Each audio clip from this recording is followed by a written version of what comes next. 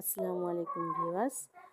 আজকে আমি আমার উত্তরবঙ্গের একটি সেরা রেসিপি আপনাদের করে দেখাবো। এটা হলো নাপা শাক। উত্তরবঙ্গ ছাড়া নাপা শাকটা অন্য কোনো দেশে সচরাচর দেখা যায় না, কারণ আমার দেশে এই শাকটা সবচেয়ে বেশি দেখা যায়। তবে শীতকাল ছাড়া এই শাকটা অ্যাভেলেবেল পাওয়া যায় না, শীতকালে সবচেয়ে বেশি পাওয়া যায়।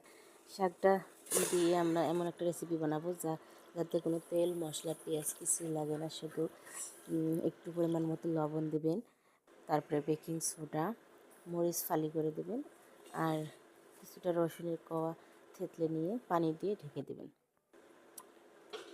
দেখুন আমি কিভাবে রেসিপিটা তৈরি করি। সব কিছু দেওয়ার পরে ঢাকনা দিয়ে ঢাকার পরে যখন সিদ্ধ হয়ে আসবে তখন একটা বলক আসবে।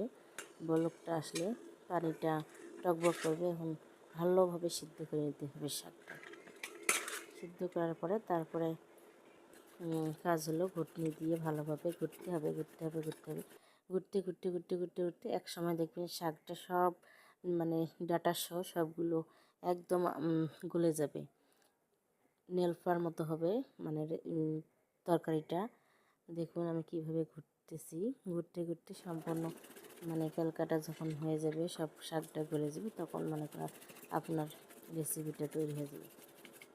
আমরা এভাবেই শীতকালে নাপা শাকের তরকা এবং সাথে গরম ভাতের সঙ্গে আলু ভর্তা দিয়ে সেই মজা করে খাই।